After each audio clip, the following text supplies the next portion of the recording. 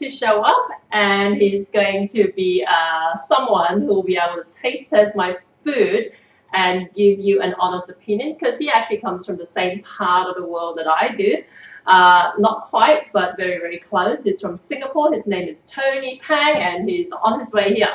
So Tony's background, and I'm going to introduce him properly in a little bit, but Tony's background is that obviously he's from Singapore. He's been here for decades. He's even longer than I have been. I think he's been here for like about 50 years, but I'll clarify it with him. But he is the host of a radio show here in Sydney called the Asian Jazz Hour. So I'll get him to explain a little bit about Asian jazz when he arrives. But anyway, before I go on any further, my name is Jackie M, and I am a Malaysian street food specialist, former Malaysian restaurateur based here in Sydney, Australia. And nowadays I do these live broadcasts because I've got a kid to look after. He's got Down syndrome. Tomorrow is World Down Syndrome Day, by the way. So make sure you check out the World Down Syndrome. Just Google World Down Syndrome Day 2017, and there'll be a lot of personal stories there. Very, very interesting. Just give me 2 seconds. I don't have anyone moderating my chat today, so I hope everyone behaves who does come round to Twitch and say hello. And also, yeah, shout outs to Lenovo Australia for the laptops I use for my live streaming. I'm using an IdeaPad Y700, which is a gaming laptop, and also to Rode microphones for the microphones I use for my live stream. Speaking of which, I've had to change some configurations a little bit, so if you've got any trouble hearing me, let me know. Again, like I said, I don't have anyone moderating today, so I don't know if there are problems unless you mention it in the chat, okay? And speaking of which, if you're watching from anywhere apart from Twitch, I can't see your comments. So if you are watching on YouTube, it's not being streamed live on YouTube. It gets uploaded after the fact. Well, this particular episode anyway. So hop over to Twitch, which is JackieM.live, okay, and that will take you to my personal Twitch channel, and you will be able to interact with me in the chat room. So let me hop over there. Give me a second. Okay, audio off. Make sure everything's working okay. So what I'm doing today is actually not too dissimilar to what I have done fairly recently. Last week I did roti murtabak. Murtabak is basically a Malaysian filled roti, okay? Roti literally in Malay just means bread, okay? So don't assume that all roti refers to flat bread or that sort of stuff. Roti just means bread. So you get a loaf of bread, that's called roti. Okay, so everything's roti. Roti Canai is what we're making today. It's also known as roti prata in Singapore, where Tony comes from. So hopefully we'll be able to clarify all that when he arrives. There are lots of theories about, you know, the different names and the different techniques. The particular technique that I use in terms of folding it is quite simple. It's just folding it into an envelope. But I know a lot of people ask me about how you flip the roti. I did a little bit of that the other day in my murtabak broadcast, but hopefully I'll be able to get Tony to have a go at it, and we'll see how he manages to do the flipping and all that. All right, let's see if he can do a good job of it, basically. So I'm going to get started.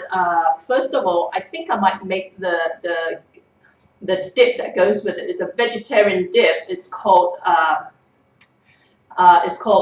dal dip. Okay, there are a few different versions out there. This particular one I used to serve with my roti, and it uses a particular type of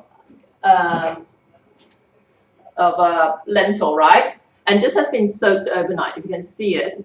If you've got a pressure cooker, you don't need to soak it. You know, usually when I used to make it in my restaurant, I would just pressure cook it and for about 5 minutes before transferring it out and then finishing the cooking in a pot, okay? So this is the type of, thanks for streaming Ameriporian for, okay? Ameriporian is a big fan of Singapore, as am I actually, but don't tell Tony that. So this is lentils, right? If you can see it. If you go to an Indian grocery store, you'll find there are lots and lots of different types of lentils. And this particular type It's called tor, usually spelled T-O-O-R or T-O-R, okay? So you will likely have to go to an Indian grocery store to be able to specially track this down, but it is worth the trip if you can have access to it. Otherwise, I guess chickpeas or chana dal or anything like that will do. So dal just means lentil, so there are lots and lots of different types of dal. The one I really like is tor dal, and this is courtesy of Amruta, who used to work for me, who's from India, okay? And I used to use chana dal before that, and Amruta suggested tor dal, and I think it makes a huge difference. You wouldn't think so, but it does. But I'm going to, just to, because I don't want to crowd this area up too much, I'm going to use my thermocook to cook the lentils with, okay? The recipe is very easy. It's just a matter of throwing everything in the pot and simmering it till the tor and everything is all like infused with the flavors, right? And at some point you want to just kind of like check on it, make sure it doesn't dry out too much. Then you got to add more water to let it simmer till it softens. But I'm going to throw. I didn't actually measure the lentils. Okay, I just kind of like grabbed some and threw them in here and soaked them overnight. So hopefully things will be okay. But let me just double check on the quantities on my website quickly, because I haven't made this in a while. Okay, so you want potatoes. I'm going to throw the lentils just in my thermocook. There might be quite a bit in here, to be honest. Like I say, you know, at some point you're going to have to adjust it. If you think it's too watery, just simmer it down some more. Add some fried onion or fried shallots in there, just to thin it down a little bit, just to thicken it up a bit, and vice versa. If it's too thick, add some water, let it simmer some more, okay? So got that in there. You want some potatoes, so I've just got a couple of potatoes here. Okay, usually I might have to grab another one. Let's see how I go. You know, in all honesty, I don't usually peel a lot of the vegetables I use, right? So I'm just going to cut these into chunks, about the size. I'm going to throw them in. Depending on how soft the dal is, right? If you haven't had a chance to soak the lentils for too long, you would want to simmer them for longer, in which case add the potatoes a little bit later in the game. I'm going to throw some tomatoes in later on, but I'm just going to cut them up here again, just into quarters like this, right? Because they're very soft, I'm going to add them towards the end. Okay, some of them are a bit nasty. But you can use canned tomatoes as well, which is what I used to use, right? So canned tomatoes are pretty cheap at Australian supermarkets, but either get whole or get even the diced ones are okay. But if you get the whole ones, you know, you can cut them in half. You know, just give me a second. That should be Tony. Hang on. Hey, Tony. Okay, cool. Just coming up, top floor.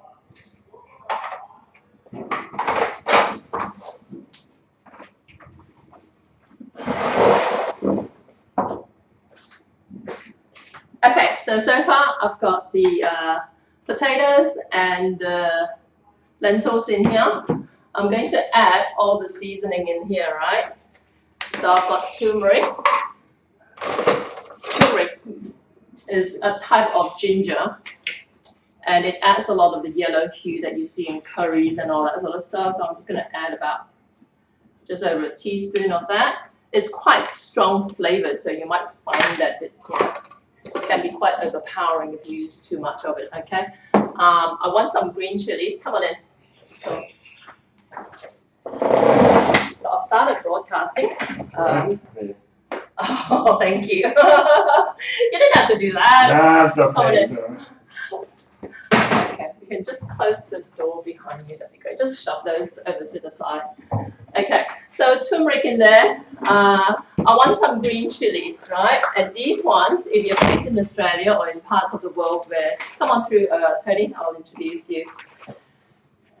everyone. This is Mr. Tony Pang. Hi. From Singapore and the Yep. host of the Asian Jazz Hour. Yep. Okay. Every Sunday. Every 9 to 10. Sunday, 9 to 10, Sydney time. Okay. So you can only listen to it if you're in Sydney, but you can listen to it online. All around the world, yeah, it's on internet, Northside Radio. Okay. Yeah. So Northside. So Google Northside Radio 99.3 FM. Yep. You should get to their website and you should be able to listen to it live. So Tony, I don't know if you saw my post online, right? But I'm actually going to make Roti Canai and I'm going to give you a try and learn how to flip it. Yeah. But first of all, I'm just making the dal dip, okay? So far I've got the lentils. It's a type of lentils called tor, tor dal, and some potatoes, some turmeric. I'm going to add some chilies. Okay, so I'm going to just kind of like talk you through what I'm doing and then I'll get you to help out a bit as well. So these are frozen chilies, guys. You can obviously get fresh ones, but these frozen ones are really cheap. A pack of this costs like $1.20 or something like that. Okay, so if you go to an Indian grocery store, okay, look in the freezer section. They usually have like stacks and stacks of these frozen chilies, quite cheap. Okay, I'm just going to throw them in there. Okay, and then I want some tamarind. Are you familiar with these kinds of spices and all that? You do a lot of cooking? Yeah. Okay. No matter what proportion of mix, I love Roti Canai.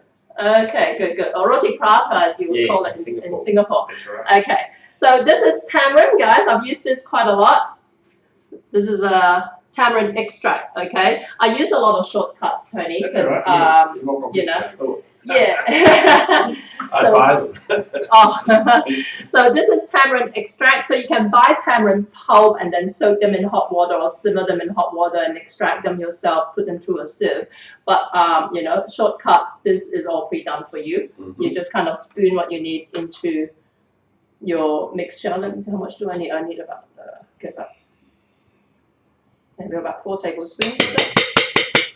Okay, so I've got the tamarind extract. Now, different brands of tamarind extract come in different concentrations, okay? So some of them are virtually like a paste. You just gotta, everything we do is agak. Tony would know, right? Which is basically guesstimating, okay? So depending on how concentrated or how diluted the tamarind is, you know, just adjust it. But basically tamarind is, adds the sourness to your dish, okay?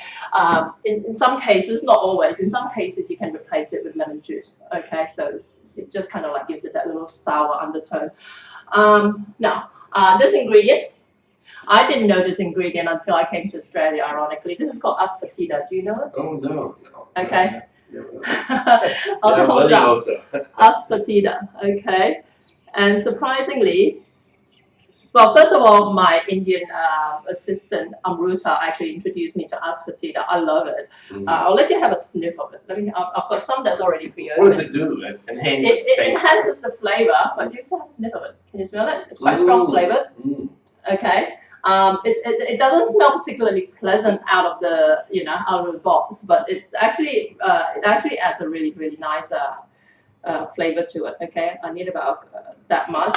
Now, ironically, because some of you might know that I actually used to produce a range of vegan Malaysian food, right?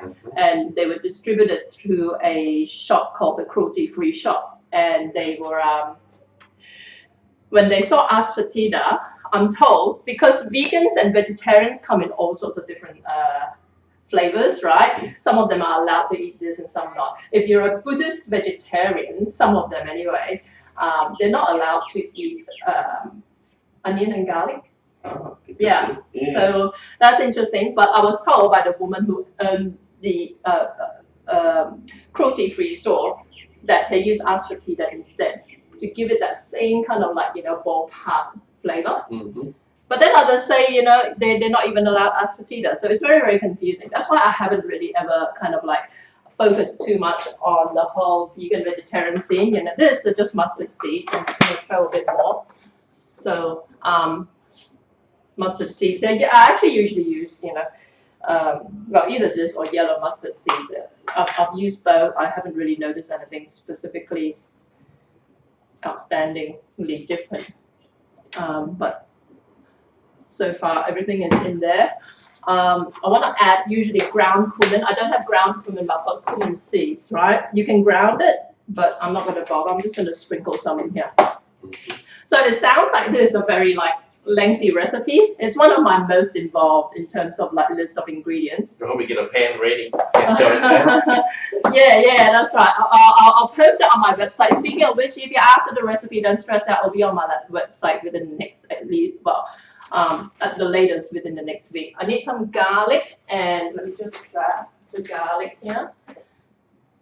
I'll introduce you properly in a bit, Tony. It's just some of these things I need to simmer them for a while, so I want to get them started. So this is just dried garlic granules. You can use fresh garlic, obviously, but like I said, I like shortcuts, you know.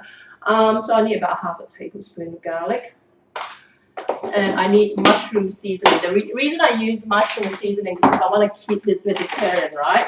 But mushroom seasoning is similar. I use it the same way I use like chicken powder, which I think we Asians use a lot in our cooking, like the raw chicken powder, okay? So the mushroom seasoning, I find this particular brand here, okay, it's the most flavor neutral instead of, you know, I find a lot of vegetarian seasoning, vegetable stock cubes are quite overpowering in their flavor.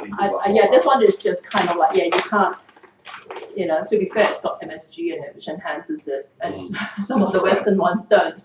But I like this one, so I'm just going to put about a tablespoon of this in here. And then I'm going to add some salt. Okay, so I want about half a tablespoon of salt. Okay, we can adjust the flavors a little bit later on. And later on, we're going to add the tomatoes and also the fried shallots too, that will help thicken it up. But in the meantime, I'm just going to add the water in here. And I'm going to simmer this. Okay, so everything in there. So long list of ingredients, but essentially, I'm just going to throw another potato here, so I've got one lying around. Okay. with the skin. Yeah, look, I'm just lazy about peeling. I don't have this aversion to skin, you know. No, I think it's good. Yeah. So I'm using my thermocool, which basically is it's like a Thermomix, does the same sort of stuff. So it does a few different functions. It stirs, it cooks, and all that sort of stuff. So I'm going to put it on the cooking function, set the temperature 100 degrees.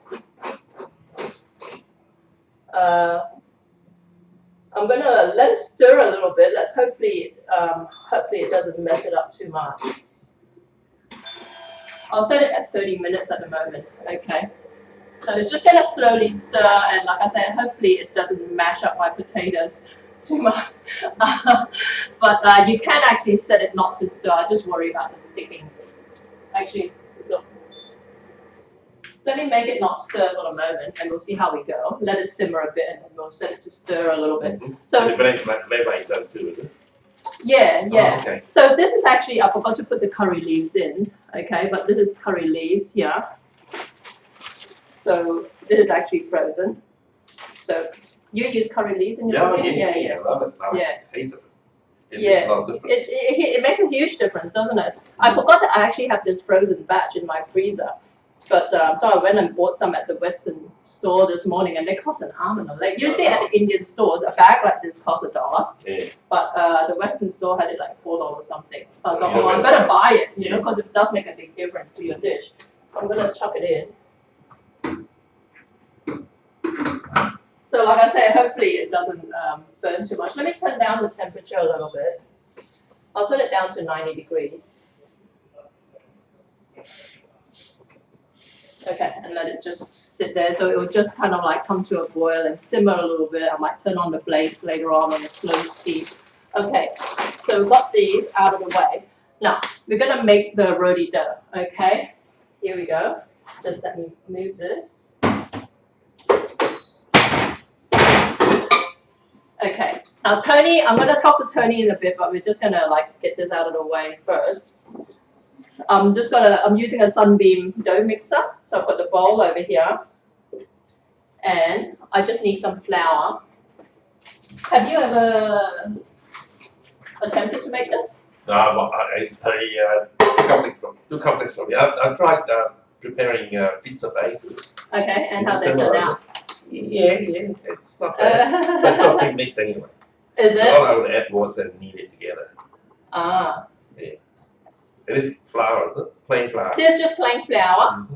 I know there's a lot of mystery behind like the kind of flour that's used for roti canai, because what happens is people assume that if you're Malaysian or you're Singaporean or people have been there to eat, you know, and they think, oh, the food is fabulous, you know, you must be a fabulous cook. That's not actually the case, right? You know that like most Asians never had the need to actually learn how to make all these beautiful food that we grow up eating. So yeah, even in Singapore, there is a trend that the local store they buy it wholesale from the manufacturer in little frozen packs. yeah. You know, in the old days, make themselves, but nowadays they've got little boxes so frozen. You mean the home cooks, or you mean the stores in the? Are you serious? Oh, that's cheating. That's so good. Your home factory. Oh, really? Yeah. Oh, no, nothing like your home cooking, like but. Skip Singapore, just go straight to Malaysia. We still do things right over there. Oh wow, that is. I didn't realize it that I saw this guy open the box and I was like, oh wow. You do it, so. Oh wow. Really? So things changing in Singapore. But in Singapore, like, because in Malaysia, I've mentioned this before. In Malaysia, the roti canai is always sold by Indians. You never see. It's not like Mamak restaurant over here. You see all these Chinese guys flipping roti. You never see that. Yeah, the real roti is actually. So you don't actually see me doing it. You know. So I want about 120 mils of water. So just what I just added here, Tony. This is actually it's labeled gluten flour. Technically. What I want to achieve is a flour that's quite strong, that's more that has a higher gluten content in it. Because I'm just using plain flour, which doesn't have a lot of gluten in it, I've basically boosted it with a bit more gluten flour. And gluten flour, I mean, alternatively, what I would suggest is just buying bread flour at the stores. Okay, so bread flour will work just fine. But because I'm cheap and I've used plain flour for a lot of my stuff, it's easier for me to just buy plain flour and then boost it a bit with bread flour, okay, with gluten. So this is it says wheat gluten over here, and I'll just show you what. Okay, so it's just got some Chinese writing. This I bought this at my Asian grocery store. Like I say, if you can't find it, just buy bread flour at your local supermarket. I don't mean bread mix that has the yeast and all that. I just mean bread flour in Australia at the supermarket just refers to flour that's suitable for use in making bread. Okay, which is, you know, flour that has a higher gluten content. So put this away, and I want some condensed milk in here. So this is just condensed milk, which is a sweetened condensed milk that we use a lot in Asia. Just throw about a large spoonful of it in here. Okay. So far just flour, condensed milk. Now I'm going to add a bit of salt. Okay, and I want some ghee. Okay, ghee is just clarified butter, right? So you can just use straight oil. If you do a vegan version, which I mean to do in one of my future vegan broadcasts, you know, I'm going to make it using oil. And a lot of, in fact, in Malaysia nowadays, they use oil or they use margarine because it's cheaper than ghee, because ghee can be quite expensive, okay? But ghee is just clarified butter. But if you want to make your own ghee, it's just a matter of simmering some butter till it separates essentially, and then skimming off the top is what you want, the clear bit. Okay, so some ghee in there, and I'm gonna add the water. Where is my little cup I had earlier? I had it all placed out. I'm just gonna use this. Yeah, there's 100 mils. No, one just a bit over, so about 120 mils or so. There you go. And I'm going to add a little bit of egg white to it, okay?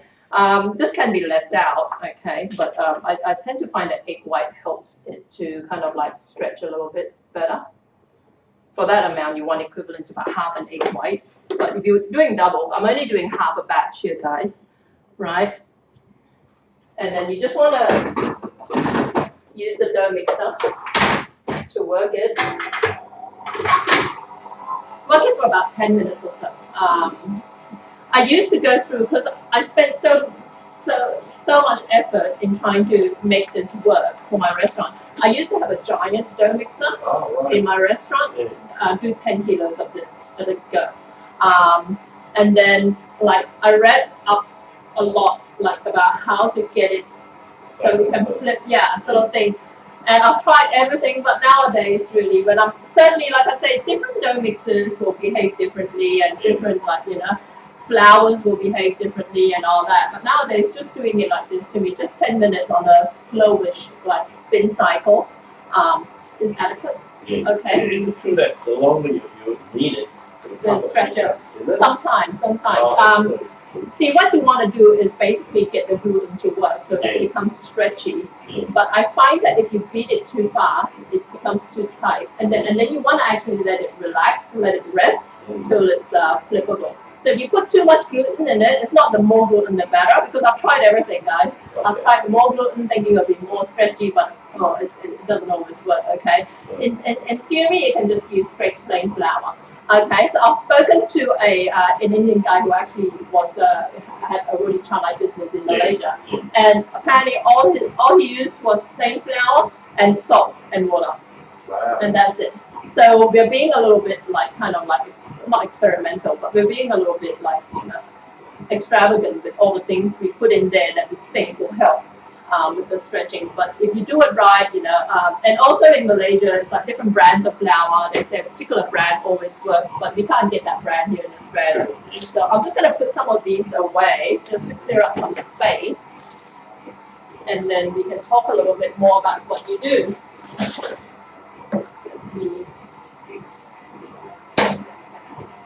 Did you drive in here? Or? Yeah, all the way from Burunga. Burunga. Which road did you take? Well, it took me the wrong way. I should actually come through all the bridge. But it took me from my place and then go to the expressway and come. So it was GPS didn't work. Yeah, did you use Google Maps or what did you use? No, GPS. I use TomTom. Every time I try and use Google Maps, it takes me. It seems hell bent to use like all the toll roads on the way. That's what happened to me. That's why normally if I come from the city, I think it's Yeah. That's using a GPS. Yeah, I mean, once you know how to get here, you're fine. Yeah. But like, better me go through the harbour bridge and the airport there. Yeah, it's very cheeky. Yeah. So with the dal, I'm going to add some fried shallots in it later on.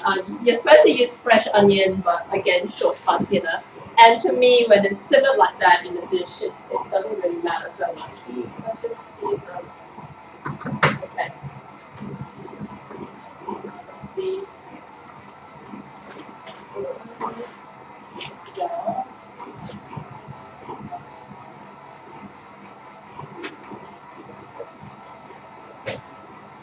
Okay, so Tony, tell me a little bit about what you do, your show and how you ended up in Australia 50 years ago, 55 years ago? 50 years ago I came as a young kid, went to high school in Roti Canai.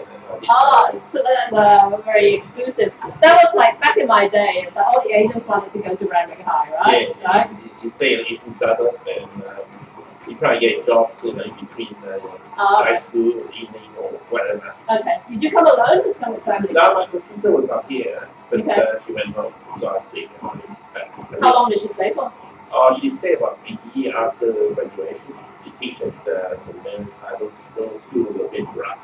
Okay. So it is, I think, better. Yeah.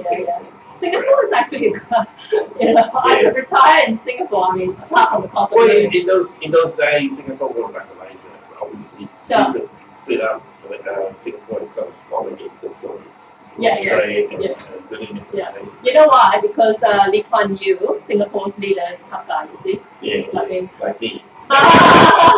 We all come from the same hometown, Malaysia.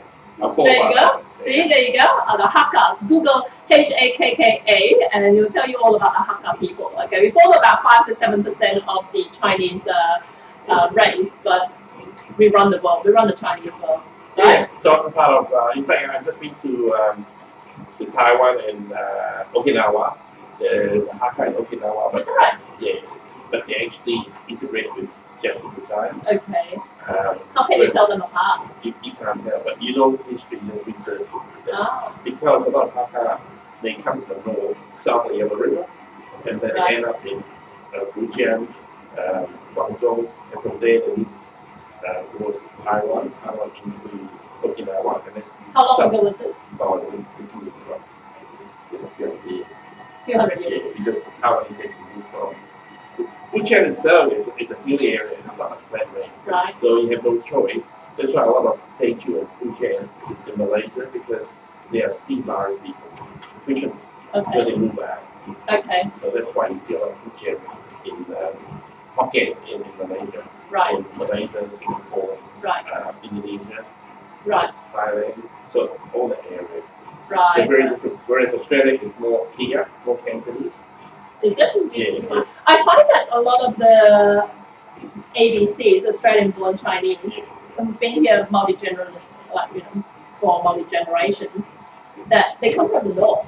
Like, you can tell from their features because the northerners have smaller eyes, and they're a little bit We all come from the north. Everyone, all of us come from the north. The Hakka come from the north. Hernan is actually our birthplace. Is that right? Where's Hernan? Up north. Hernan up north, where the Kung Fu is. Kung Fu, where the origin of Kung Fu. Is that That's right? where we came from. See? The south of the Yellow River. Ah, how fascinating. So we only 5 generations, but five listed of migration.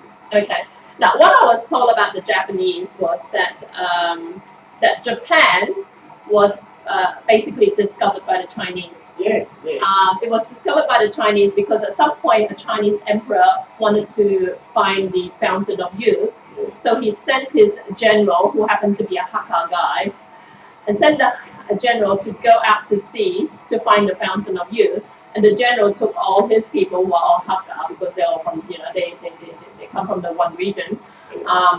So they went out and they discovered Japan, and they decided not to go back because if they went back without this fountain of youth, they would get killed by the emperor. And supposedly that's how Japan got founded by the Chinese. I don't know how much truth there is. If you want to find a real Japanese, you have to go right up north Okinawa, Hokkaido. Hokkaido. That's the original. Okay, because the real Japanese people are, the ethnic Japanese are tribal people, right? Tribal people. Okay. Right up north. Okay, so modern Japanese are actually Chinese. In fact, the religion is very much like Chinese religion. Like Shinto is very much like our Taoism. Okay. And a lot of them are Buddhists, which is Chinese religion. Right. Even though they call it a different name, right. but in fact it's the same thing. Okay. So the majority of either Taoism or Shintoism or Buddhism, it's very similar. Except the language is different. Right. Yeah. And yes, this is live. And yes, this is pretty much always like this, okay?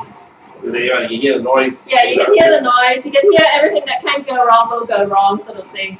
But you can see this is a very clean kitchen, no flies, no mousies. So far.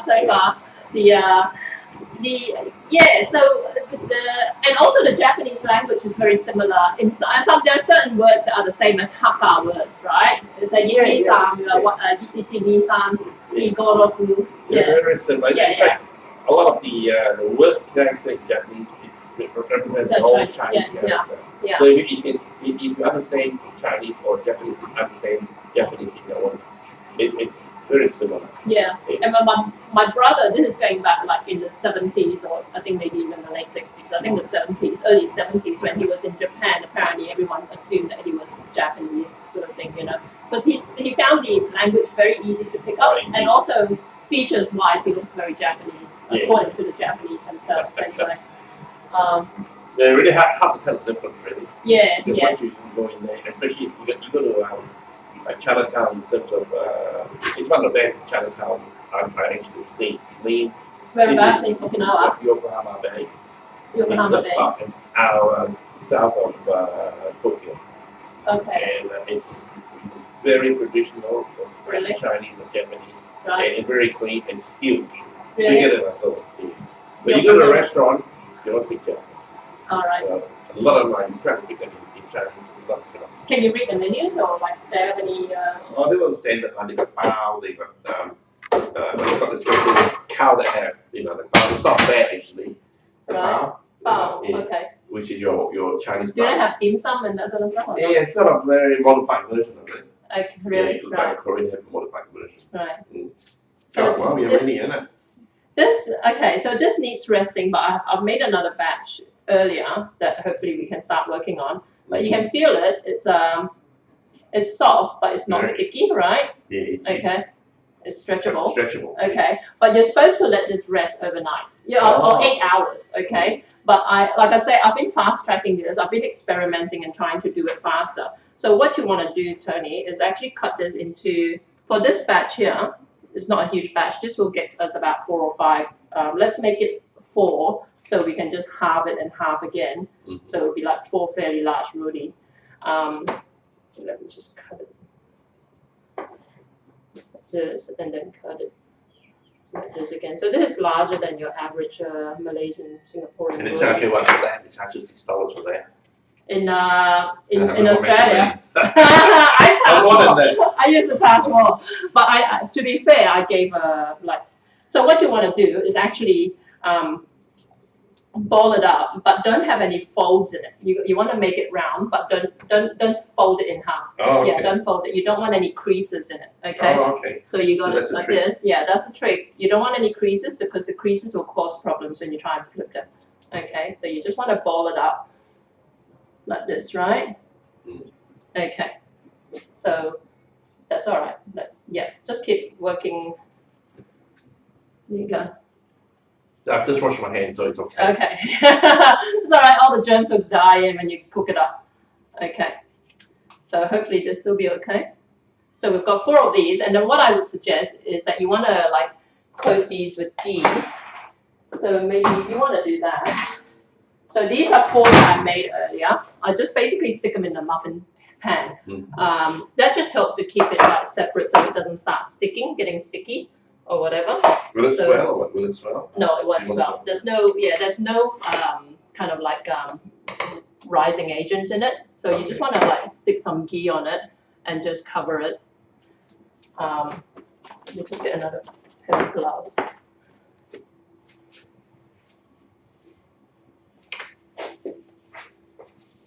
Okay, so just coat it with ghee. Okay, just put it, like I said, I'm putting it in a muffin pan, but in Malaysia, Singapore, they usually just throw them all into a bucket, right? I tend to find when I was doing this in my restaurant, I put them all together in the one pan that the edges still end up sticking a little bit. And you don't have to use ghee again. In Malaysia, they use like vegetable oil or whatever. Okay, so there you go. So this is like a nice kind of like family size portion of, but if you were making like several hundred, it's not practical to have muffin pans, you know what I mean? In which case what I used to use was, back in my restaurant, I just used these big flat pans and line them with the cling wrap and then stick them, just make sure that they don't stick together. And then you technically, I mean, the ghee will help it from getting crusty, but usually, just to be sure, we would cover it, sort of thing. Otherwise, if it gets exposed to air, it will start to get crusty and then it will just ruin your attempt at flipping or anything like that. Let's just check on the... Okay, let me just try it. Can smell from here. Yeah, it's a strong flavor, right? I mean, you want to ideally really with this, you want to slow cook it, So if you've got a slow cooker, it would be perfect. And if you've got a slow cooker in several hours, okay, and you hear this is actually simmering. Okay, I can feel that the dal, the lentils are still quite solid. So I'm going to increase the cooking time.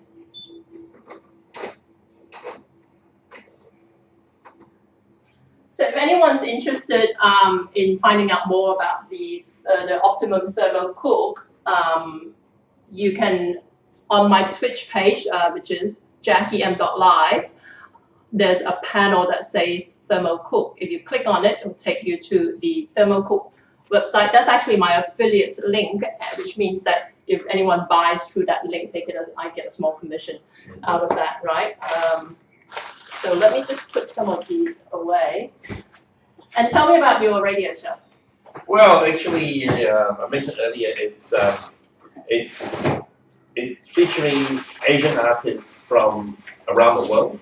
That includes Singapore, Malaysia, Japan, Korea, or Malaysian living in Malaysia, or children of Asian parents that migrate to America. So I featured that on my program, plus Aussie artists. So I featured both of them. Many Asian artists. Could be Aussie Asian, could be Celtic, or could be Dutch, or could be Lebanese. Like I said, I played anything east of the Boris Strait. That's in the what strait? Boris Strait. Boris Strait. That's in Turkey. Anything east of that, I classify as Asia. Okay. So it's is that your own definition, or is that a generally accepted? My definition of Asia. So I actually next week I'll be playing some Turkish artists. In fact, in Turkey, there's a lot of sort of Asian-looking Turkish people there. Really? Have you been there? Yeah, and they come from the remnants of Genghis Khan, who actually migrate. In fact, like I said, the Mongol Empire would actually. Was Turkey ever part of the Mongol Empire? Or? Yeah, I think it was. And the northwest of that, there are a lot of Asian-looking Turkish people. Really? Yeah. So when I was there, I said, "Are you Chinese?" He said, "No, I'm not Chinese, Turkish." I said, "Oh, how do you get there?" So the teacher walked up and said, "Look, this is the remnants of Genghis Khan, who actually ruled right up to Hungary, India, China, so all the way through. So it's a huge empire." Right. The Mongols. Right. Yeah. I'm gonna throw some tomatoes in just through the top of this. How fascinating is that? Yeah. So you're quite well traveled, aren't you, Tony? Yeah, I'm supposed to go to Singapore and Jakarta for the Did jazz you just come festival. back? Did you just come back from Singapore? A friend of mine said you shouldn't go, Tony, because of the political crisis in Indonesia. So What political crisis? Well, because of the election. When's that? Has that happened? Or? The first round is finished. That's the three of them.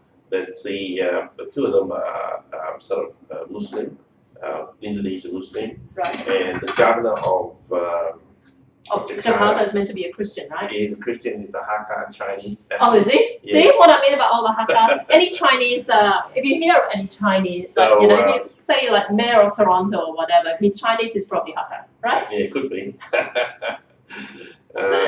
So therefore, there was a vote, and there was sort of a crisis happening because one of the candidate supporters sort of manufactured doctored this sort of YouTube, put it online.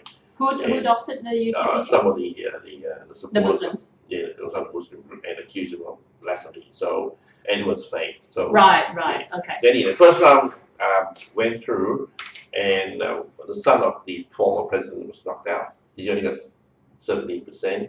I think Ahok, which is the Chinese ethnic governor, he got about 20-something, 33%, and the other one is about 20%. So the next round of voting will be number one and number two. So it's quite tense. So wait, so this is for like the next governor. Next governor of Jakarta. Of Jakarta. Jakarta. Jakarta is a city, right? Jakarta is a city. Yeah. But the region is also called. It's the whole region is Indonesia. Right, it's in the country sort of thing. Yeah. So it's very touchy place right now. A lot of ethnic Chinese actually flew into Singapore, Malaysia. Really? Yeah, because of crisis. So this is very recent. Yeah, it's still happening. Until the completion of the election, I was told just don't go there. When did you say the election is going to be again? I think it'll be very shortly. Okay. Yeah. So the jazz festival, I think last week or this coming week. Okay. Yeah. So I said I better like go. Ah. Okay. So, yeah. I'm actually a co-founder of a startup based in Indonesia. Shows how much I know about the country that I don't even know about this. I'm co-founder of an online streaming startup called Teeb TV, TEEB TV.com. Yeah. And yeah, it's based in Indonesia, but we basically position ourselves as the Netflix of indie programming in that region in Southeast Asia. So a lot of the stuff that we're actually just about to put on one of our, because at the moment all our content is free, but we are just about to put on our first pay-per-view movie, which is actually, there's several of them, and they're of all things, they're cult horror movies made in Sweden. Wow. Yeah, so you know, it's kind of fun, it's just interesting, but we're getting involved in film festivals, and I never talk about TV, so I probably should talk about it a little bit. So yeah, that's one of my little side projects. Okay, hopefully this is ready. You're already done. Right? Yeah, I'm gonna grab my stove so we can actually plonk this on something and start cooking it. No, it's a portable stove. Yeah, see, this is just a dinky little portable stove, portable canister. So moving it over there, and I'm gonna get a pan. And this is just a scan pan with a lid. Okay, let's do the flipping thing. I'll have a go first, and then you can see if you want to attempt to make it.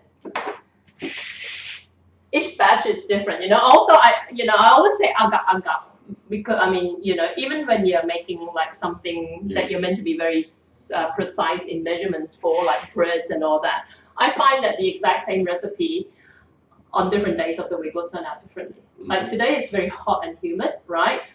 So you know, we'll see how they behave. But just let me get one of these out. Okay, so this is it here, and you want to. I worry about this gap on my table because I don't want the ghee to slide through it. So that's it here. I'm just gonna, like I said, usually you want to rest this for about 8 hours, okay? But this has only rested for probably about just before you came, about half an hour before you came. So I'm just coating this with a lot more ghee, right? And I'm just gonna, first of all, just flatten it. I might get rid of that red sheet. We'll see how we go. So you want to flatten it and use the palm of your hand to just smooth it out into a flat disc, but you want to make sure that the edges are thin, okay? So it's important. So a lot of people, when they flatten it, they make it so that it's too thin in the middle. When you flip it, it tears, okay? So the thinness should be focused on the edges, okay? And then you want, are you left-handed or right-handed? Right-handed. Okay, so I want your left hand underneath here, and your wear gloves just for hygiene. yeah, sure. Yeah. Right, left hand on top. I'm confusing myself, and your right hand underneath. Okay, so I'm just gonna pull it off just to get rid of this sheet because it's too light and it's gonna fly off. Okay, just move this over here. That's my phone. I'm just gonna ignore that. Okay. So basically, one hand on top, one on the bottom, and then you're just gonna do a figure 8 and just flip it like this. Use your elbow to do a figure 8. Okay. So you flip it. So you can see this dough, having rested for only about an hour, is still very, very stretchy. Okay. And then you want to just gently lift it up and pull up the edges like this. Okay. Let's see it. If it tears a little bit, it doesn't matter, but try not to get it to tear, especially in the middle, okay? Because you want to create like layers, and usually you'll find that you. Okay. So you got it like this. It's very, very thin, right? You want to dab some ghee in the middle, and then fold it up like an envelope. Okay.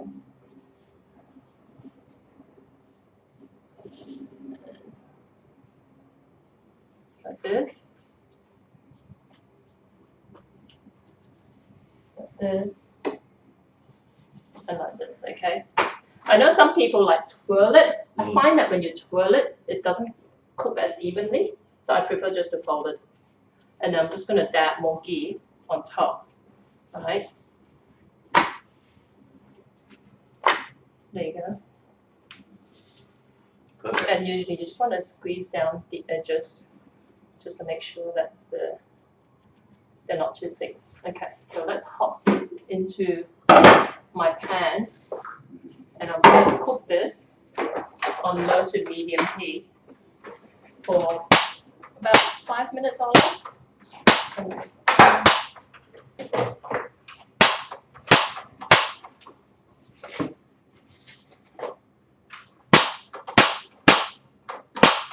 Maybe go and get a lighter. It's not lighting up.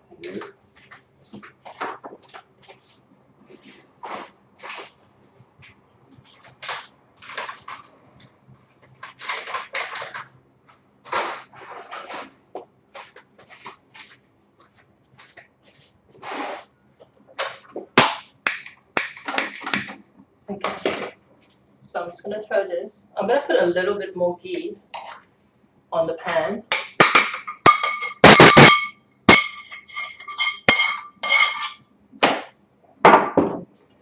Put the roti in there. Okay. And I'm gonna, I find that it cooks better, more evenly when it's covered. I know in Malaysia and Singapore they just cook it on open grill. So this is it. Do you want to have a go at it next? Yeah, why not? Okay. So get one of these ones on the left. Because, okay, so just try and lift it up without breaking it up too much. Okay, so just flatten it. You can place it over here, just where the camera is. Okay, so you see you've already got a layer here which may be problematic. Okay, but try and get some ghee and just try and like smooth it over. Let me move the camera a little bit. Okay. So be generous with the ghee. You have to put a lot more in there. Okay. Actually, this is not easier to maneuver than the pizza eggs. Is that right? Yeah. Okay. Okay. Yeah, you can just be a little bit gentle. You don't have to stretch it too thin before you flip it. So lift it up. Have your right hand underneath. Right hand. Right hand underneath. Yeah, left hand on top, Yeah. next to it. Left hand on top of it. So it's like. Oh, yeah, okay. Okay. No. And then just go like lift it up like that. The other way. Well done. Go from lift it up and turn it like a reverse figure eight. That's right, isn't it? The other way. No, the other way. So it's so you're flipping it to the right. Okay. Oh, Okay, you're flipping it the other direction. You want to flip it to your right. Okay. That's hard, isn't it? If you have your left hand, okay, you have your left hand on top and your right hand on the bottom, but you guide it with your right arm and your right elbow. Okay, so your left hand is just there, just to kind of like to position it in place. This is hard. This is skill that I don't have. Okay. So it's worth it's worth $20. Okay.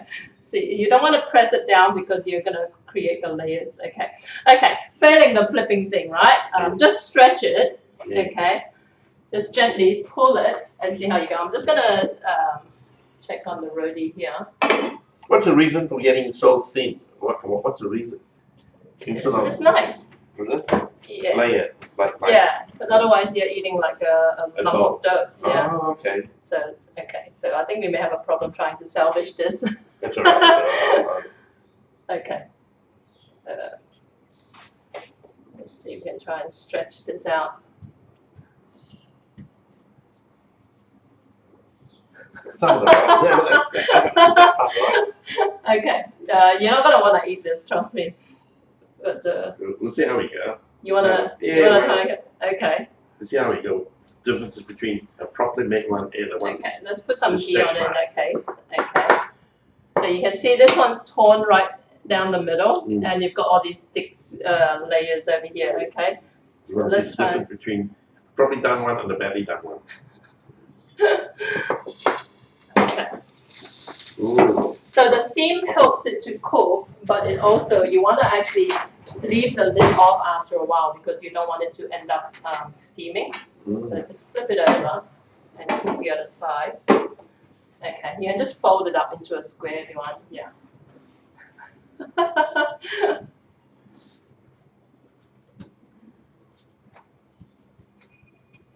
Okay.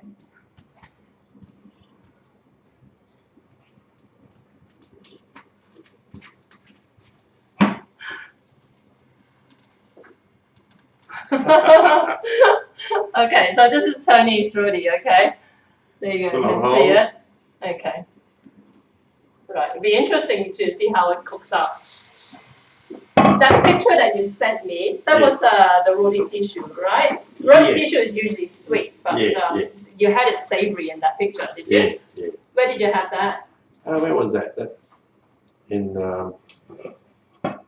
Is it locally or overseas? I can't remember now. Yeah, it looks overseas. It Overseas, it looks Malaysia or Singapore. Yeah. The backdrop, anyway. But I never had roti tissue growing up in Malaysia. Don't you? Did you have it when you were growing up in Singapore? Yeah. Never had it. No. Yeah. I think it's a forerunner, not a forerunner. Was it after roti prata? Then people start creating all this. Yeah. I started seeing it after I came to Australia and then went back there for holidays. But I didn't see it when I was a kid in Seremban. But I came here when I was 17. You know. Oh, okay. So, 30+ years ago. Oh, you're all getting there. Hey? You're all getting there. I know. Okay, so we'll cook that. Coming out really good because it's going to be crusty, and because of the fine layer that Jackie has made, it's sort of puffed up. And I'm not sure mine will do that, but we'll see the difference.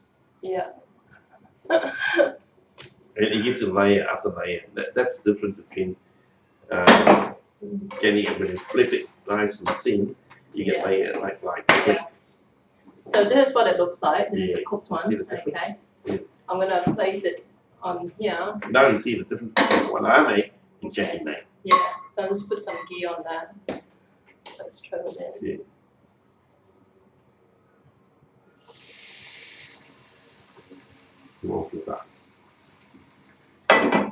Turn it down a bit.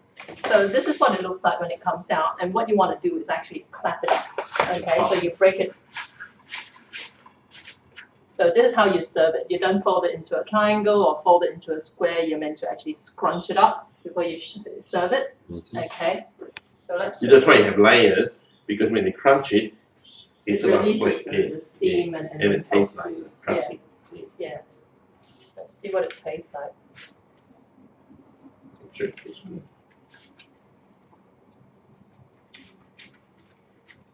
It tastes like it needs more salt, but I didn't properly. You want to try it? Yeah. Well, yeah.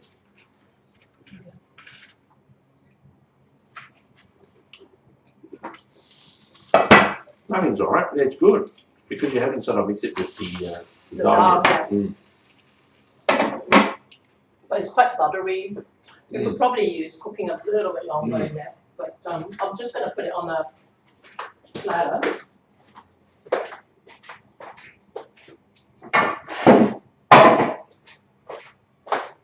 And we can do a few more. Do you want to experiment with another one?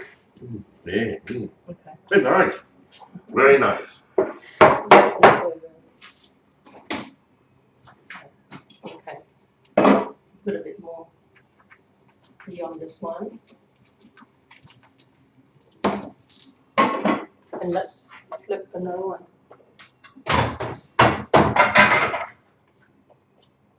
Okay.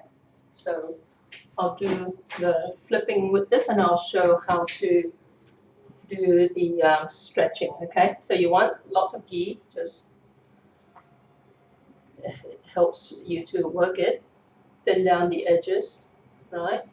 Try and get it in a circle best you can, because if it's jagged or if it's all stretched, then when you throw it, it's going to throw off the whole weight. The weight distribution will be thrown off.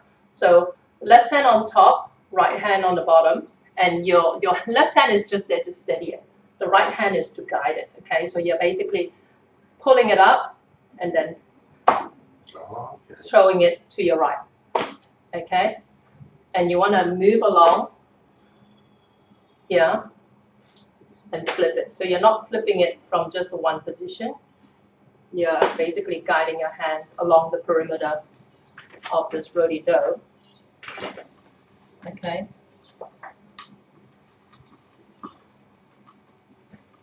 Just open this up.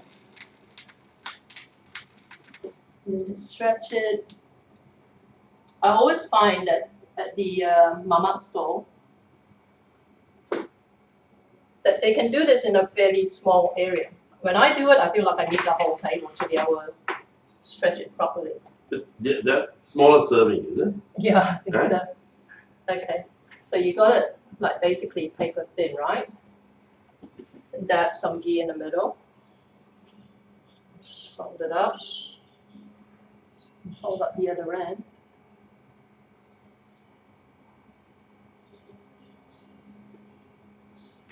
And then fold it up here.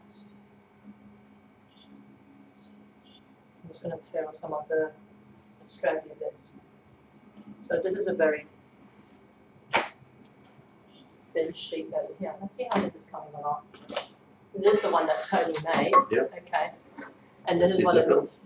Yeah. Okay. It doesn't have the flip like you have there. Yeah, because this isn't It like, should be. yeah. Yeah. Okay. Layer after layer. Yeah. So this is going to be quite hard to cook all the way through without burning the other bit. You know what I mean? Because it's unevenly thick. Yep. So you're gonna end up burning the middle. And these bits here will still be quite doughy. Okay. Let's see how we go with this. I'm just gonna cover it, hopefully it'll cook a little bit better. And then you wanna have a go at it again, or you more confident? Yeah. I'll give it a go. Yeah. Okay. Let's just take this out. Yeah, I'm gonna put this on the pan.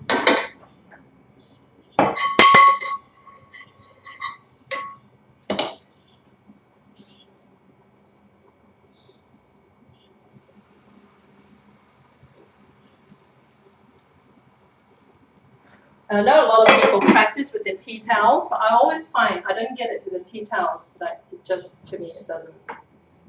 I don't know. I've never gotten the whole use of tea towel thing. Can I give it a shot? Okay, I'm gonna take it out for you. Like I say, when you take it out, try not to create creases or whatever. You can just kind of like tip it out of your muffin pan if that makes it easier. So let me just move the camera so you can see. Okay. Yeah. Okay.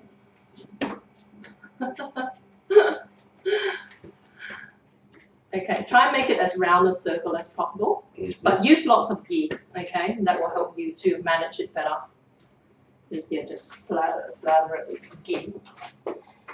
And of course, like I say, you can use other stuff. You can use oil, okay? I use ghee because It tastes better, doesn't it? yeah, But butter always tastes better. I think so, yeah. Okay, so this is looking better. I'll try that. Okay, yeah, lift it up, yeah. One hand on the bottom, one hand on top. The one on the bottom is just to guide it. Don't try and, okay. Yeah, there you go. Okay. Okay. Okay. Let's try and stretch it. Because, okay, see, much better. There you go. Yeah, give it none. Yeah, Yeah, getting there. okay. Oh, Okay. I'm flipping over. Okay, let's try and lift it up. Okay, it's starting to tear. Okay. Let's stop there and then try and just stretch it Pull it. gently. Yeah, okay.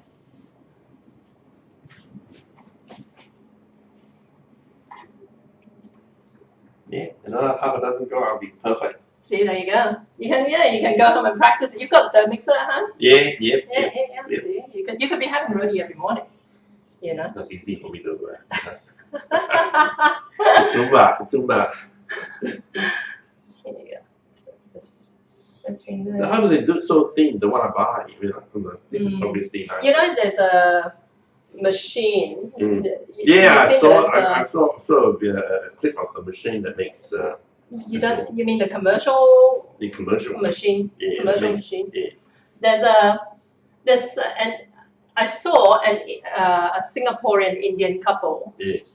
invented this roti machine, Yeah. and everyone thinks, oh, roti canai, but it's not. It's just roti. It's just flat Just- chapati Yeah, the flatness thing without the without layer. the layers. Yeah. The layer is beautiful when you actually do this way. Yeah. When it's crusty, it flakes. Yeah, that's right.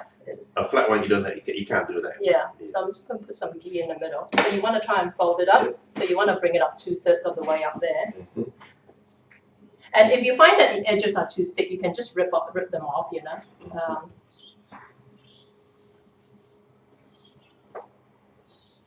Okay, so let's bring this all the way to the end here. So, okay, so and let me just stretch this out some more. Mhm. Just- Nice and thin. Yeah, nice and thin. Just let me rip this off a bit. Okay, so this one I'm going to tear off because it's a little bit thick. Okay. I think it's nice and thin. There you go. There you go. Okay, so this is Tony's take 2. Getting better.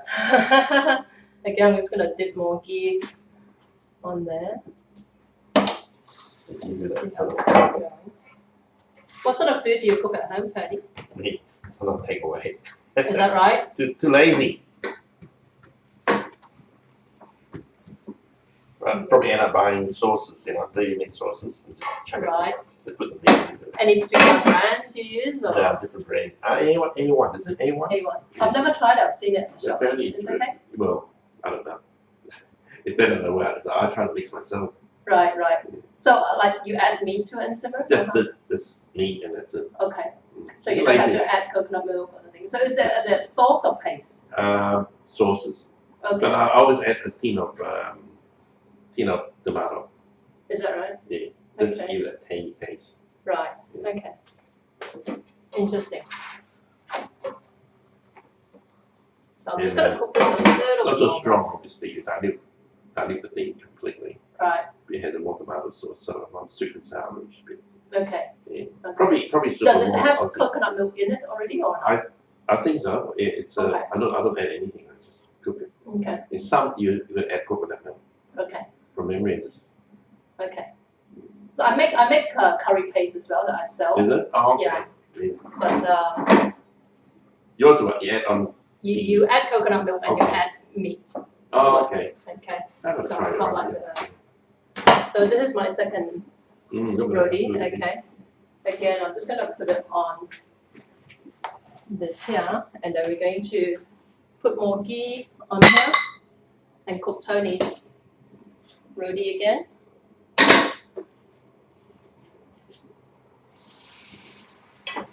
Okay, so with this here, it looks pretty, but you always have to smash it. Okay, this. Watch it, it's hot. so you just basically cup it That's it. like this, and we're going to put it over here. Okay, so next one.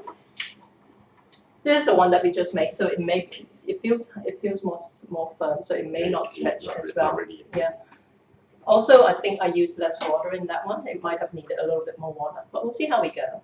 Okay, so this has barely rested. This was only made like I said, like less than about 40 minutes ago. Okay, so without the resting, you see it starting to kind of like pill up a little bit. Okay, so turn that down, and let's see how it flips.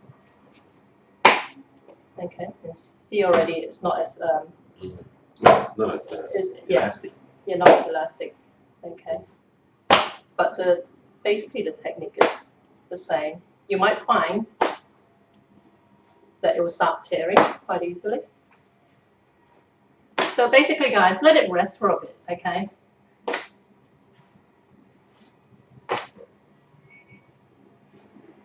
You see it's starting to tear because it's still wanting to not stretch.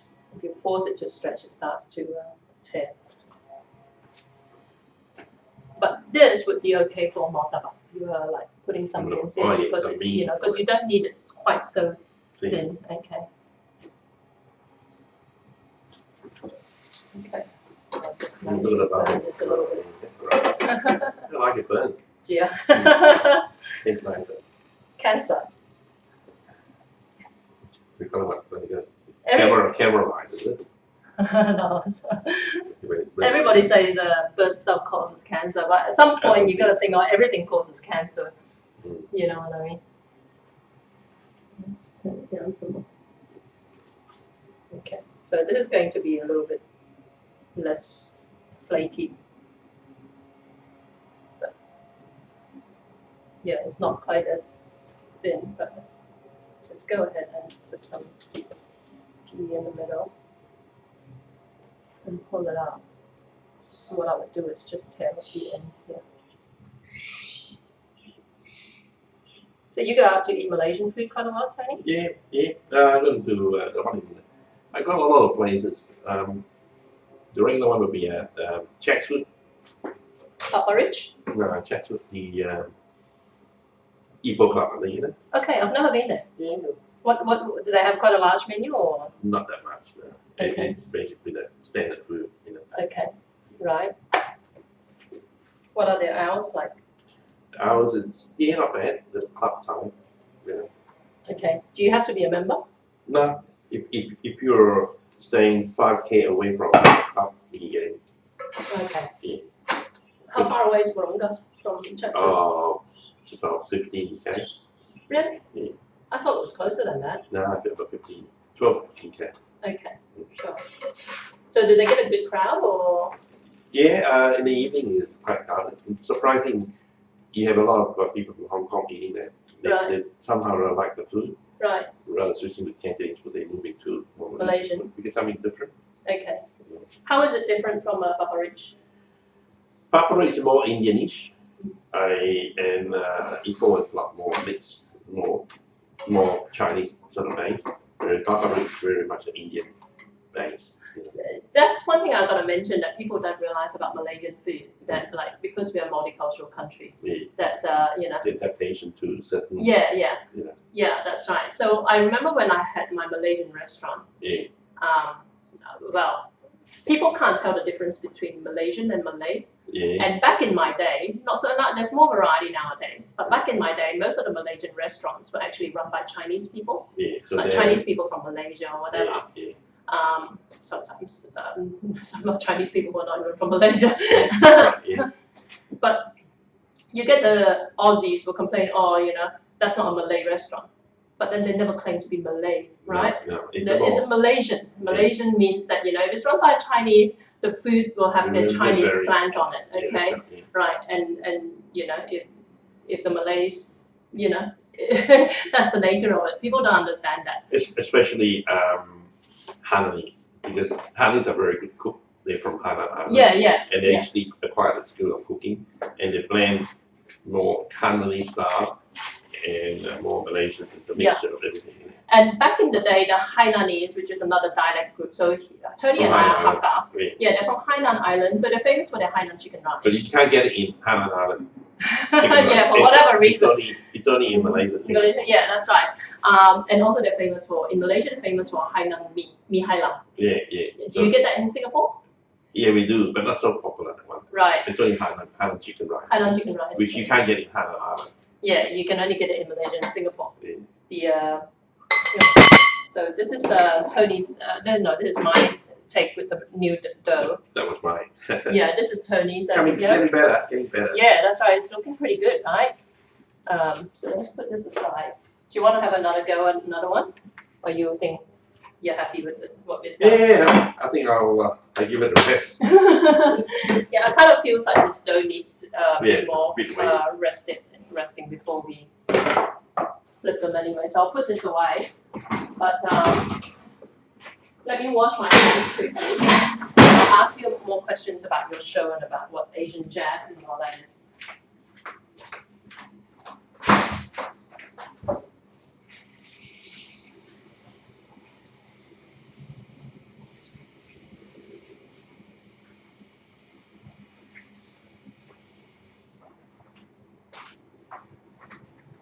Yeah. Okay. So, what's with our Asian jazz? Why Well- Asian jazz as how is it different to Western jazz? Okay, for example, I take China for example. I mean, the Chinese were actually in America in 1980. Okay. Hello. Yeah. Yeah, and obviously they migrated over to China, and they actually acquired some of the offspring acquired the skill of jazz. And jazz was actually a basic American base. It's an influence with European music with the Jazz is really okay. Afro-American rhythm. You Right. can see a lot of rhythm in conga, that Afro-American sort of instrument being imported into Cuba, America, Southern. So in fact, that was banned in America, the conga drums. Really? And, yeah, Why? because it reflects the African culture, because they want to work in cotton fields and obviously they bring along with them the rhythm, and the Chinese also adapt some of the things. In fact, when the thing was introduced into China, so for example, I think China, right, Asian jazz in China. How long ago was This was 1920, obviously, that's starting of jazz. Right. And the person who actually brought jazz into China was a guy, Afro-American, very poor in America. He was discriminated in America. He was a trumpet player with a Count Basie band. And he went into to Shanghai, that's right, in 1922, just before the war. Right. And in fact, in those days, Shanghai, after the Opium War of the Rebellion, was carved up into area of influence with the British, American, German. And he was actually playing in his group, all Afro-American, black. And he actually made a lot of money in Shanghai. Right. And when the war came, he was actually discriminated by the American troops. So he felt a lot more at home in China for Afro-American than in America. Okay. He was happy there. He made a lot of money there because he came with that. So he stayed in China? He stayed in China, and eventually he got back to America. Right. Because when the war came, they all had to leave. They had to leave. So he went back. What's his name again? Buck Clayton. Buck Clayton. So you Google Buck, B-U-C-K, Clayton, C-L-A-Y-T-O-N. In fact, there is a movie and a fiction and sort of fiction fact book about jazz in China, and based on his life history. Okay. It's called Midnight in Shanghai. Right. So that's interesting background of what happened in Shanghai. You said there's a movie out about it. I think it's a long time ago there was a movie out and there's Buck a book Clayton. out. Yeah. Okay. Buck Clayton. If you Google Buck So Clayton, Google Buck Clayton. so you know a lot of history. Okay. That's how jazz was actually. So did it change over the years after that? Or Yeah, in the style of jazz, it's a multicultural music. It actually evolved all the way through. Okay. And in the 20s, big band, and obviously after a certain period, the big band sort of die off because they cannot afford it. The big band was the front runner of all the band. You don't worry about singers. Now you singers at the front, and the singer was just a part of the big band in the early days of jazz. Right. But eventually, because of the cost factor and popularity among singers, the singer actually went front center. Right. The band becomes smaller, and as a result, you probably have quintet, quartet, trio. So if you get a certain piece band that's big enough, because you cannot afford it, the nightclub cannot afford it. So there's a change, and style also changed. Okay. Was that a worldwide change with jazz? So not just in China? It's evolving all the time. For example, in Turkey, right? The early jazz musicians are the Turks. The Turks are more conservative, they're more Muslim. In fact, the early jazz players were actually Armenians, playing in community hall and Jewish people. They were the forerunner of jazz music in Turkey. So everywhere you go, you have a sort of history. Same thing with Korea and Japan, which is very big. They only started practicing jazz Second World War.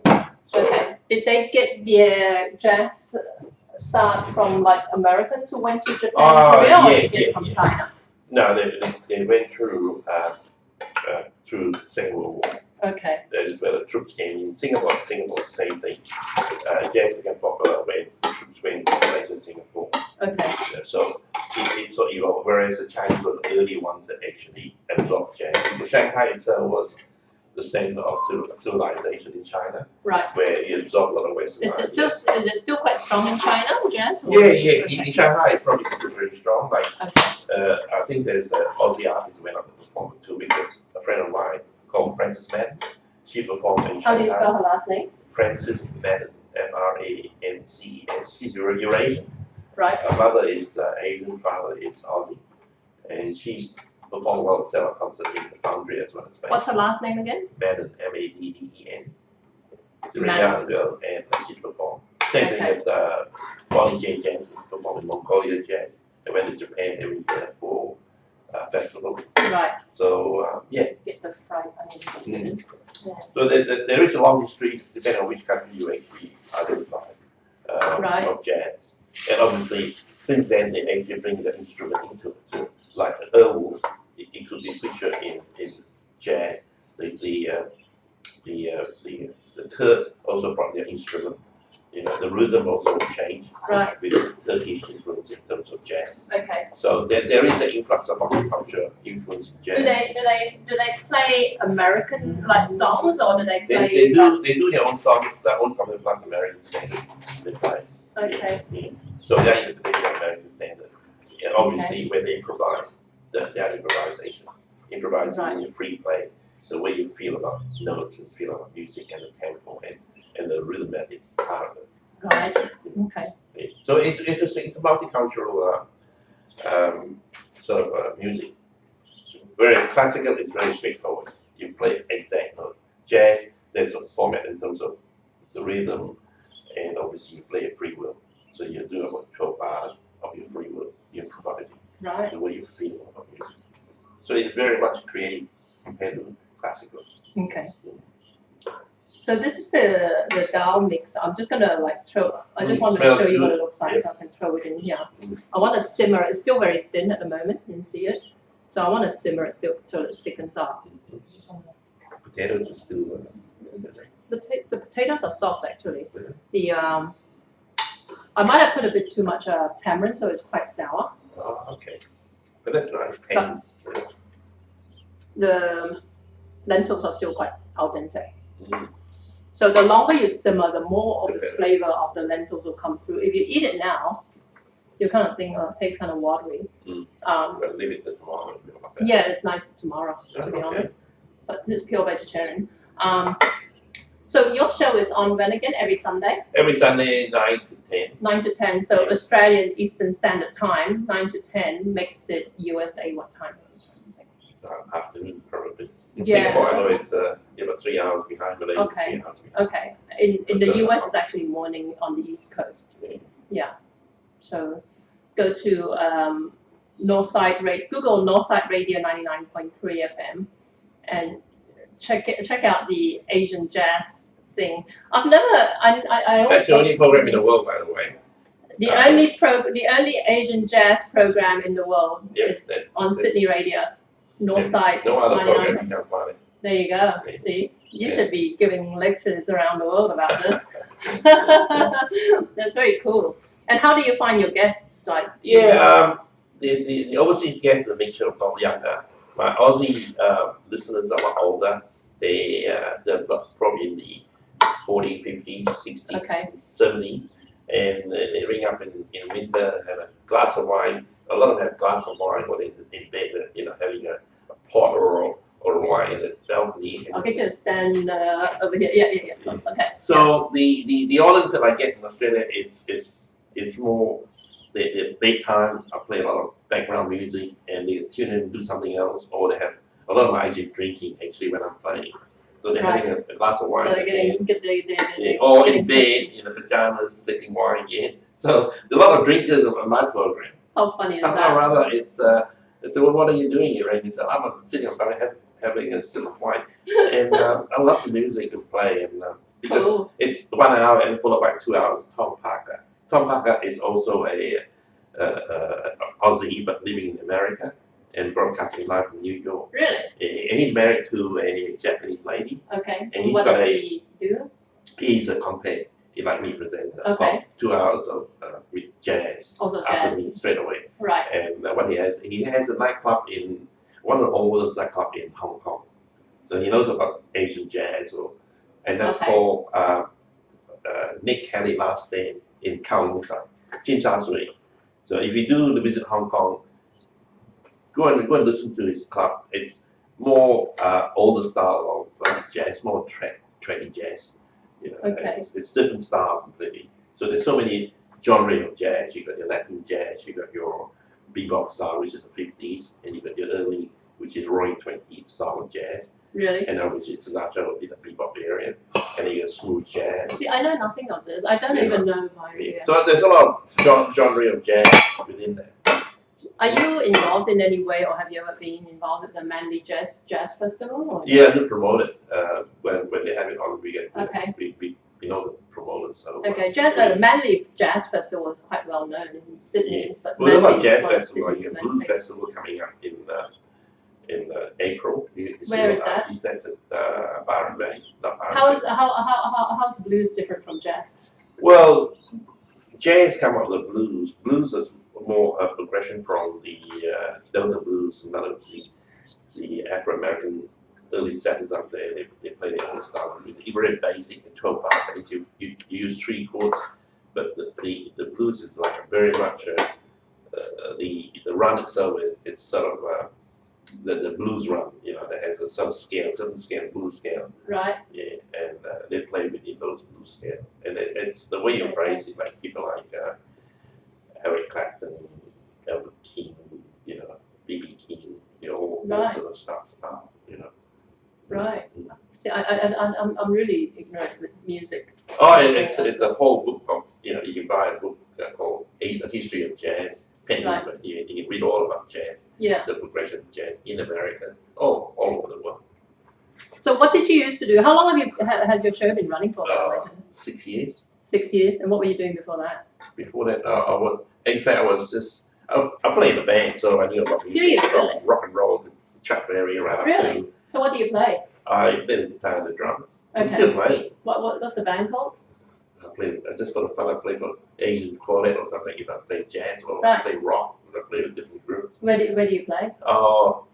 Sometimes wedding, sometimes All right. party, sometimes a club, something like that. Oh, very cool. Yeah. Okay. Yeah. It's only a fun thing. We don't Yeah, make yeah. money out of it. Yeah. Still. It's Yeah. a lot. So do you have like regular practice? And all Yeah, that? we have a barbecue. We have everybody bring bottle of wine. Oh wow. Yeah. Very cool. Yeah. Wow. So it's good fun. It's good relaxing. Any particular type of music you play, or? We play anything, Amy Whitehouse, a lot of jazz standard like Autumn Leaf, and a lot of bossa nova. You know, so it's a mixed bag. Yeah. Whatever Wow. you like play, you play. You know. Yeah. Oh. So the musicians are a mixture of. It's not the main profession. Probably Yeah. one of them is the main profession. The rest is all other architect, accountant, or engineer, something like that. Right. The IT guy who comes and play. Right. In fact, a few politicians are very interested in actually coming to play.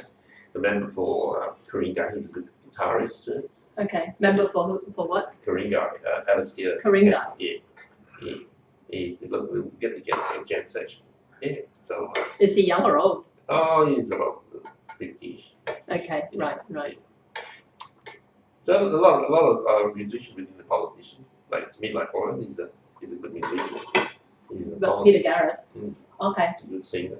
Oh, you played with him before? Or? Nah, he's more on the rock side. You know? Yeah, that's what I kind of thought. Yeah. But what do I know? Not my kind of music, but Yeah. it's all right. You know. Yeah. Cool. The Oh, okay. the smell is good, eh? Yeah, I'm gonna try this. The dal is still not quite ready. But this one's more Yeah, flaky we'll than go this on, one. Yeah.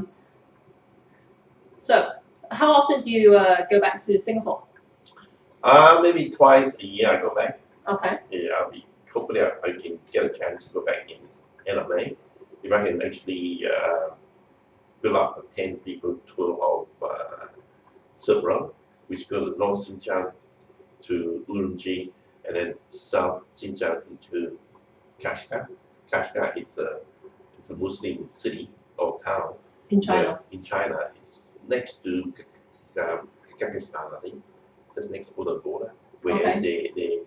they sell the trade live camels and donkeys and Right. so it's interesting to go out there. How would you travel the Silk Road? The Silk Road is to a tour in Singapore. Okay. So hopefully I can get 10 people from 10. Right now I only got 2. Okay. My sister So it's going to be like a private tour no, for 10 people? it's a public tour. Okay. If I can get 10 people to attend from here. And it's quite reasonably priced. Okay. For 14 days at about 2,000, under 3,000 anyway. Okay. Singapore money. From Singapore. But you got to fly from here to Singapore to catch the tour. Right. Yeah. I find the tour in Singapore is quite really Is that right? compared to here. Compared to here. Are they better quality as well? Or? If you avoid shopping, Singaporean and Malaysians love shopping. So Right. that I'm not in favor. They like to shop. Right, right. But this one, there's no shopping, so which is good. Okay. You get to shop a lot. So it really depends on what you're after, I guess. Whereas Aussie, you tend to look at sightseeing and all that rather than shop. Sure. Very different. Right. No, I'm not big on shopping either. No, I'm just going to put I joined a tour last year to Spain, Morocco, and Portugal. That was good. Not much shopping. Okay.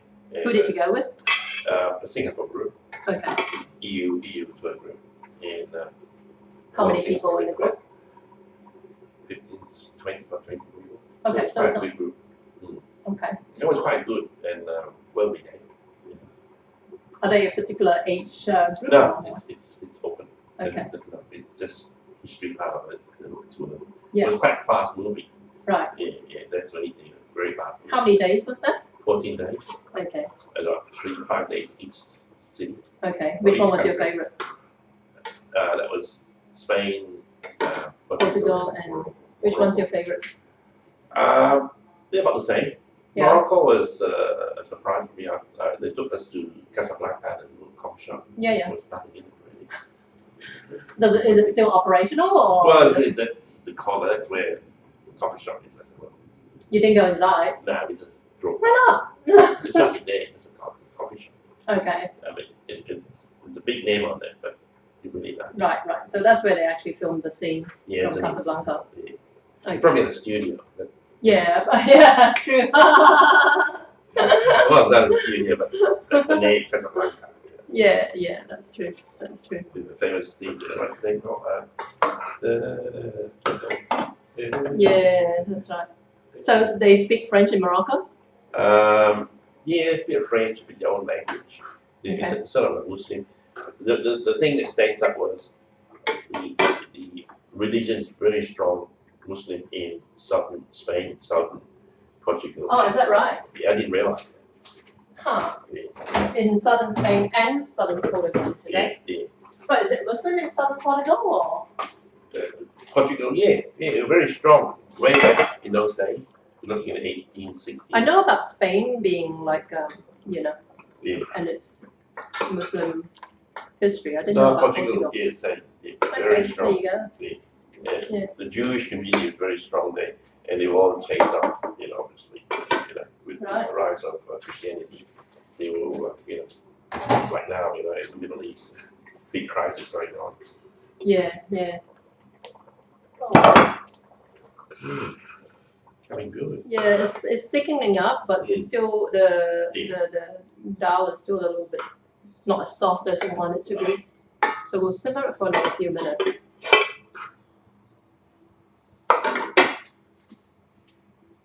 Yeah, your recipe, it's, the mix of ingredients is interesting. Yeah, Really good mix. yeah. If it would be better if I had measured everything properly, because when I do this, because I was just rushing through this a little bit. Yeah. But when I used to do it in my restaurant, obviously my staff would measure all the stuff properly. But it was one of the more popular recipes from my restaurant days. I'm gonna change the gas Actually, a little bit. I was in Goa a couple of years ago, Right. and we went to a vegetarian restaurant for breakfast, and they served naan with a vegetarian dish like that, and it was so tasty. There's no meat. Yeah. And I could eat it every day Really? because it's so tasty. I don't know what's in it. They say a lot of spices, so I don't know find out what spices. Yeah. This one, I probably put a little bit too much. A little bit too much tamarind, a little bit too much aspartame because it's quite overpowering. But it should be okay. I'm trying to find my gas bottle, but I think I might have run out. I've got more downstairs, but let's see if I've got it.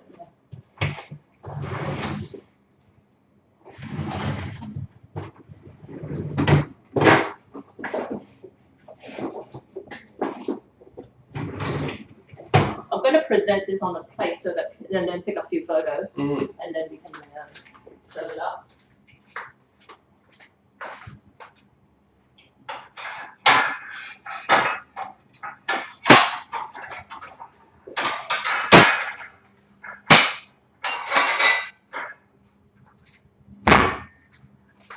This is very mixed. Yeah. So you wouldn't see this bowl in the mama, because this is Chinese. Okay, so there's a Chinese bowl and there's just a regular plate. But people get a little bit culturally confused when they're dealing with Malaysian food. I just want to point out, I know that you don't usually find this sort of bowl when you eat roti. Okay, I don't want to get criticized or it online, but you do get a lot of like when I had my restaurant. Yeah. When you eat nasi lemak, which is the rice dish with all the different condiments, you eat it with fork and spoon. Yep. But some Westerners, they overcompensate. They get offended and say, "Where's the chopsticks?" I was thinking, look, don't try and nobody eats nasi lemak with chopsticks, guys. Exactly. Okay. Because they think that you're discriminating against them. Yeah, you should use a hand, huh? Yeah, that's right. That's true. I was watching a food program the last time, like before, I think. Rich style in India. It's interesting, they all use their hands. Like you use in race course road, you go to the race course, they use a hand, the Indian restaurant. Yeah, so that's the roti and the dal. Let me take a few photos. That is that nice. Photograph too. Wow. Yeah. Looks good. Let's see.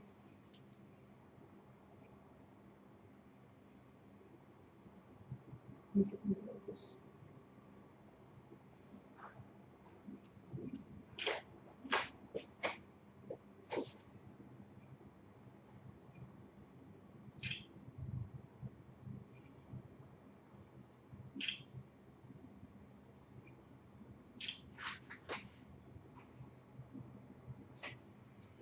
Because Yeah.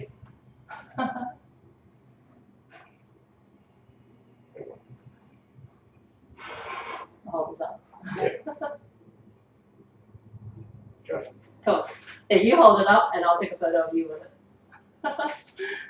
Let me get this out of this direct sunlight. Okay. There you go. Get rid of that box of gloves. Okay. Here you go. Good. Another one. Okay, cool, right here. So there you go, guys. So roti and dal. The dal is still a little bit al dente, but usually when you simmer it, it should be all very, very porridgey and all mixed through. Yep. Okay. So there you go. That's how we make a roti canai. Pretty easy, right? Don't forget, catch the recipe at jackiem.com.au. It should show up within the next few days. And also follow me on Twitch, which is just jackiem.live. And I will see you this Wednesday with a different recipe. Thanks, guys. Ciao.